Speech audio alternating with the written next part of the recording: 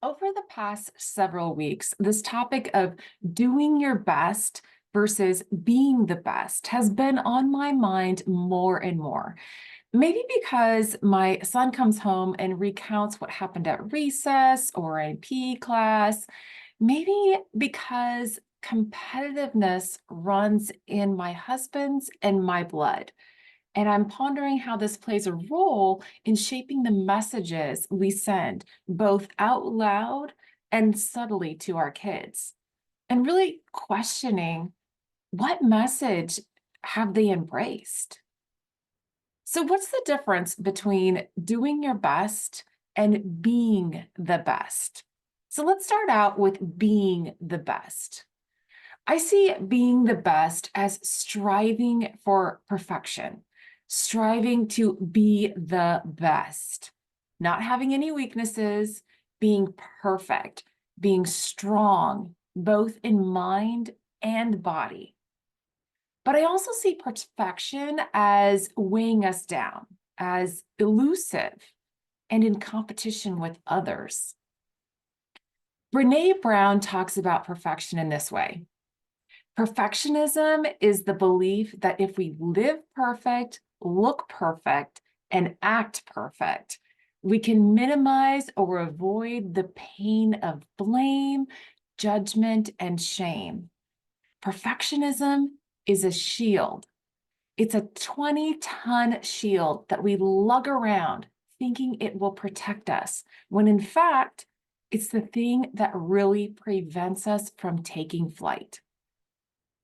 So, in this way, perfectionism weighs us down, prevents us from being really ourselves, and prevents us from embracing all of us, our strengths and our weaknesses.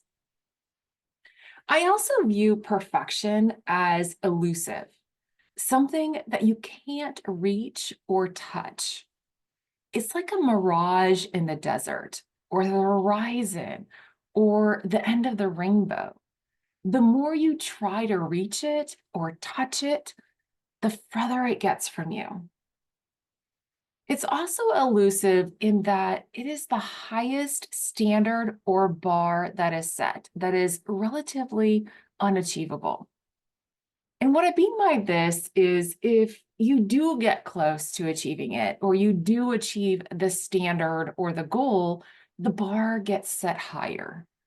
It's like climbing a mountain peak. You work so hard to get to the top, only to get there and see that there are even higher mountain peaks surrounding you. Being the best brings out our competitiveness, but the competition is with others. It's the need to be first, the need to be right, the need to win the arguments and outperform others. This competitiveness brings out comparison, where you're constantly comparing yourself to others, and there's an obsession of who is in front of you and who is behind you. And you're trying to get ahead and stay ahead. This competition leads to the never-ending striving to exceed other people's standards and expectations and wanting to get recognized for it, wanting the big external rewards that come with it. It's really your ego coming out and firing on all cylinders. So, how does being the best by focusing on perfection and being in competition with others affect somebody? Well, it can be really lonely. It can be really lonely at the top.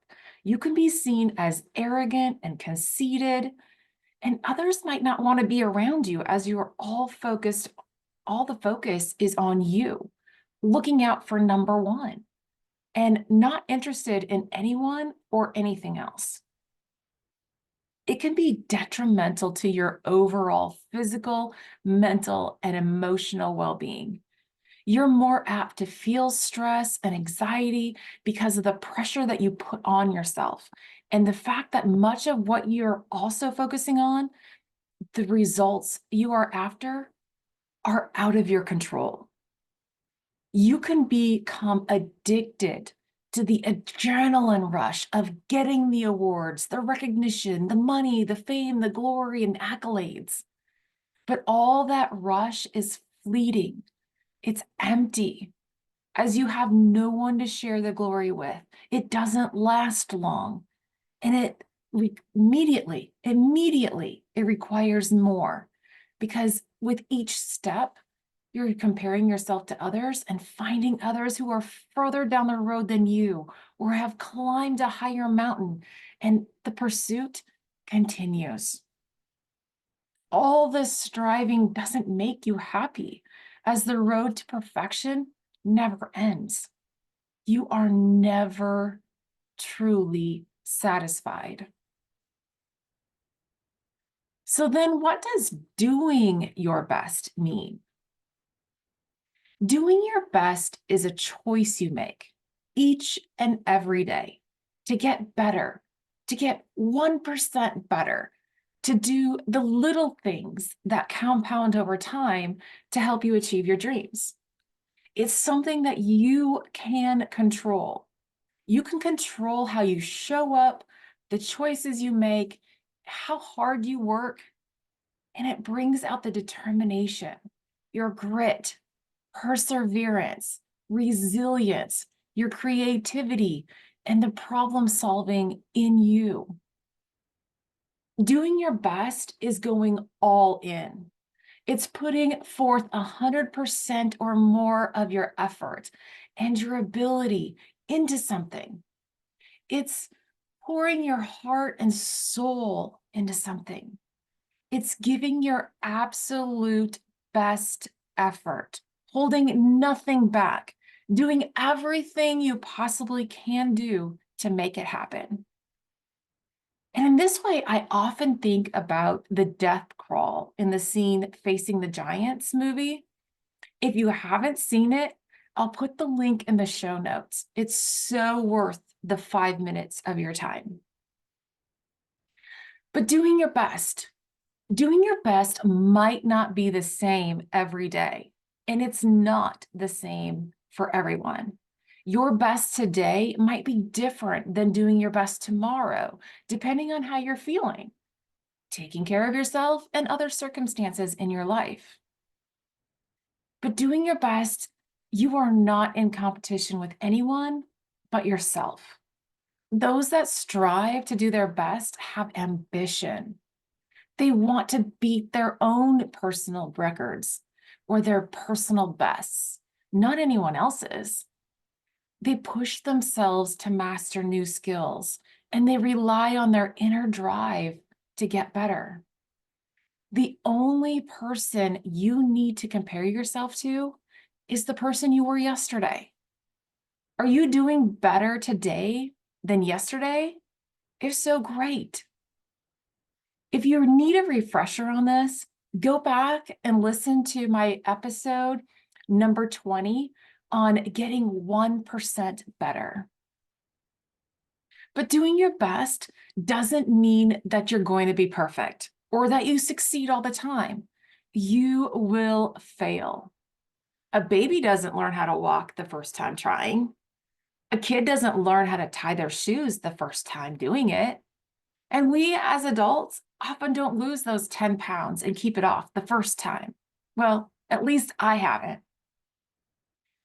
Doing your best also means take failure in stride. Failure is an opportunity to learn something, to learn a lesson and use it for your benefit. Learning is reflecting on what happened, asking yourself questions in order to gain information on what to do differently the next time. You might need to experiment to do multiple iterations and use more than one strategy.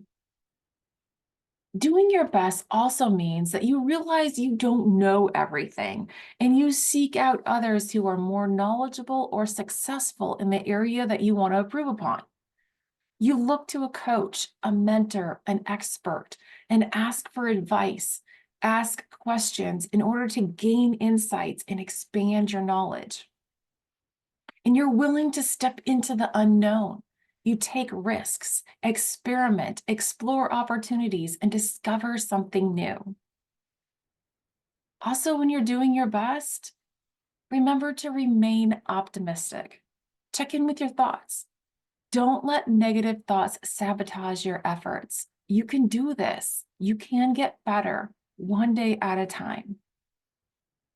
People who strive to do their best are more relaxed. They have a greater sense of control in their lives, and they're happier, more satisfied, and more fulfilled. Being the best is being in competition with everyone else, striving to be number one, which can lead to a lot of stress, anxiety, and loneliness. Doing your best leads people to becoming and being the best person they can be. They're giving the best of themselves to others, and in turn, they share in the joy of being surrounded by people who want the best for them and can cheer them on. So where are you in your life striving to be the best? And what areas of your life are you doing your best, giving your best effort? And how can you tell the difference? What is different in how you feel, the thoughts that you have, and how your body feels, and how you interact with others? By doing your best versus being the best. What's the difference? And are you actually doing your best? I encourage you to look up the death crawl scene from Facing the Giants and determine whether or not you are doing your absolute best. Thank you and have a wonderful day.